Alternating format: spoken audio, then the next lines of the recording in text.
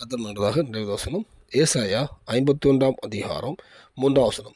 கர்த்தர் சீயோனுக்கு ஆறுதல் செய்வார். அவர் அதன் பாழான ஸ்தலங்களை எல்லாம் தேர்வடைய செய்து அதன் வனாந்திரத்தை ஏதெனைப் போலவும் அதன் அவாந்தர வழியை கர்த்தரின் தோட்டத்தைப் போலவும் ஆக்குவார். சந்தோஷமும் மகிழ்ச்சியும் துதியும் கீதசத்தமும் அதில் உண்டாயிருக்கும். கர்த்தர் நல்லதாக. இந்த வசனத்தில் பார்க்கும்போது சீயோனுக்கு எப்படி செய்வாரோ பாழான ஸ்தலங்களை தேர்வடை செய்வாராம். வேதத்தில் பார்த்தீங்கன்னா அநேக இடத்துல ஒரு பாழான ஸ்தலங்களை தேவன் அதை வந்து மறுபடி கட்டியிருப்பார். இருளை வெளிச்சமாக்கியிருப்பார். வியாதி சுகப்படுத்தியிருப்பார். எதெல்லாம் பிசாசினால் காயப்பட்டு சீர்குலைஞ்சிருக்குதோ எல்லாவற்றையும் தேவன் வேதத்தில் பார்த்தீங்கன்னா மறுபடி கொண்டு வந்திருப்பார். ஒரு பாழான ஸ்தலமாக மறுபடியும் அதை குடியேற்றி வைப்பாங்க. இது மாதிரி எல்லாம் வனாந்திரம் ஒரு போட்டு பாருங்க. வனாந்திரத்தை ஏதேனை போலவும் அவாந்தர வெளியை கர்த்தரின் தோட்டத்தை போலவும் ஆக்குவார். ஸோ வனாந்திரத்தை ஏதேனும் மாற்றார். எல்லாவற்றையுமே ஒரு இடிஞ்சு போன ஸ்தலமாக அதை மறுபடி குடியேற்றுகிறார். வியாதிகளை சுகம் கொடுக்கிறார். மரித்து போன உறுப்புகளை எழும்புது. எல்லாவற்றுமே ஒரு இருளான வாழ்க்கையில் வெளிச்சம் வருது.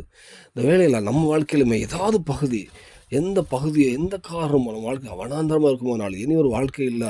அது கற்பத்தின் கனியாக இருக்கலாம், பொருளாதாரமாக இருக்கலாம், எந்த காரியம் இனி ஒரு விஷயம் இல்லைப்பா, இனி ஒரு வாழ்க்கையே இல்லை, இனி ஒரு வாய்ப்பே இல்லைன்னு சொன்னாலுமே அதையும் தேவன் ஏதேனை போல மாட்டுவார். ஒரு தேவனோட தோட்டத்தை போல மாட்டுவார். இந்த பூமியில் ஒரு சாட்சியுள்ள வாழ்க்கை தருவார்.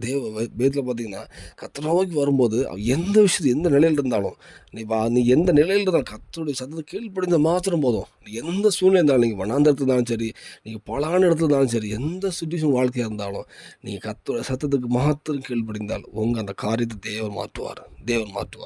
அது மாற்றி என்ன பண்ணுவாரானா சந்தோஷம், மகிழ்ச்சி, துதியும் கீதசத்தமும் உண்டாகும் சொல்லுது.